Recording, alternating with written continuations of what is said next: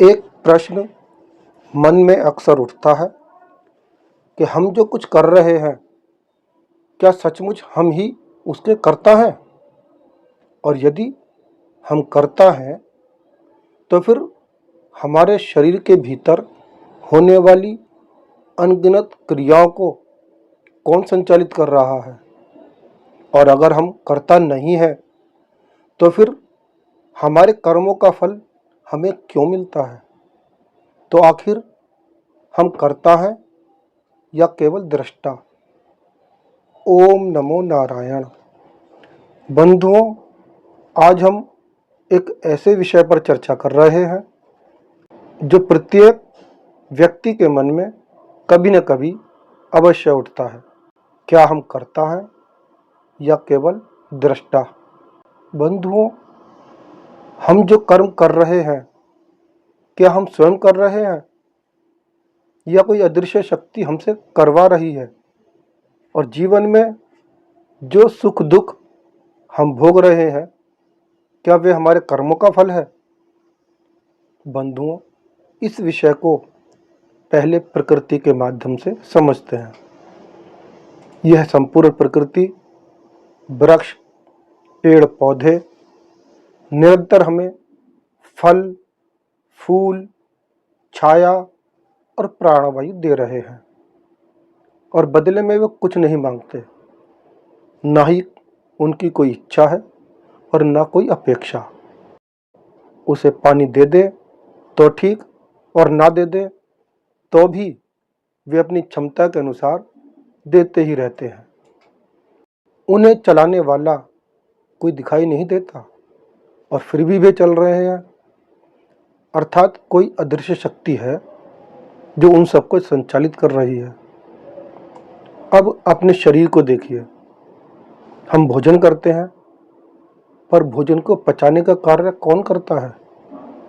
हमारे शरीर के भीतर करोड़ों जीवाणु और कोशिकाएं निरंतर कार्य कर रही हैं।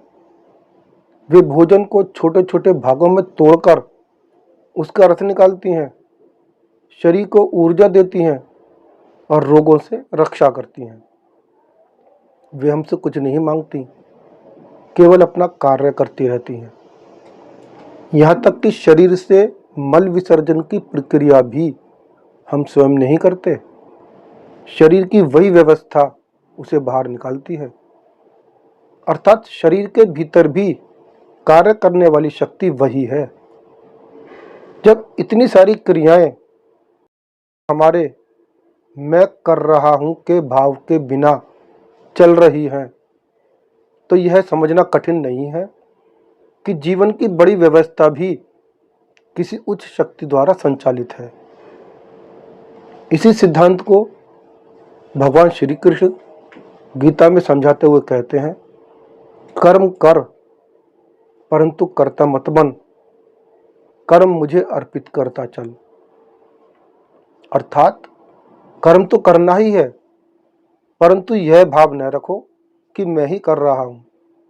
और जब मनुष्य अपने को कर्ता मानता है, तभी वह कर्म फल के बंधन में बंधता है। इसे एक और सरल उदाहरण से समझिए। एक सिलाई मशीन अपने आप कुछ नहीं करती।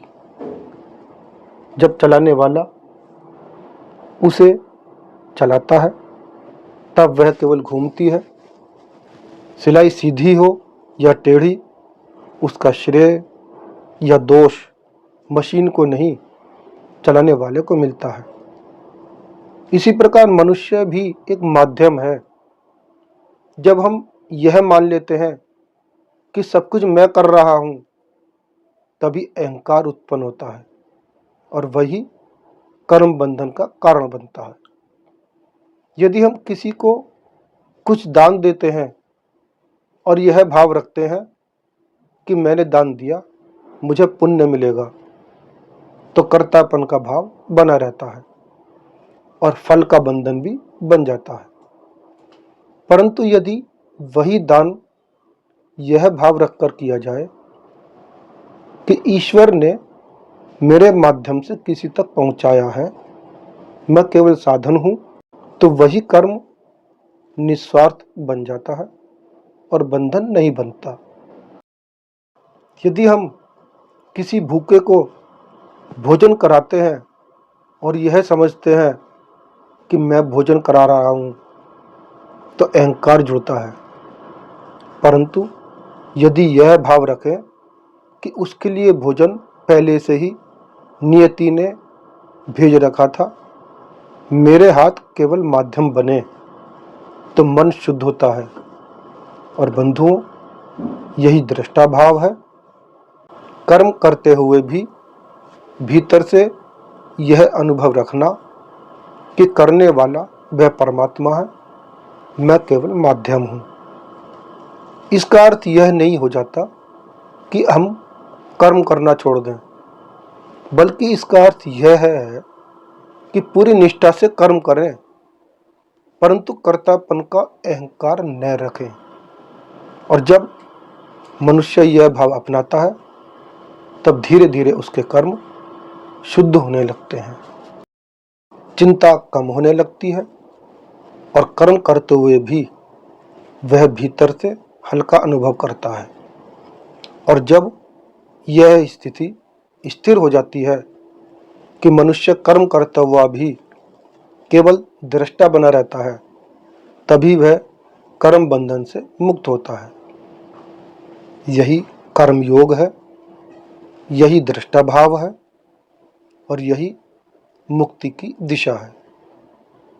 बंधुओं, जीवन का रहस्य बहुत सरल है, परंतु हम उसे जटिल बना देते हैं।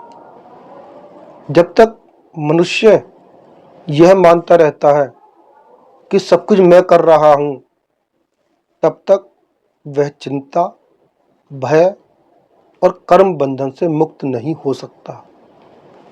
परंतु जिस क्षण यह समझ आ जाती है कि मैं केवल माध्यम हूं, करने वाला वह परमात्मा है, उसी क्षण जीवन का बोझ हल्का होने लगता है।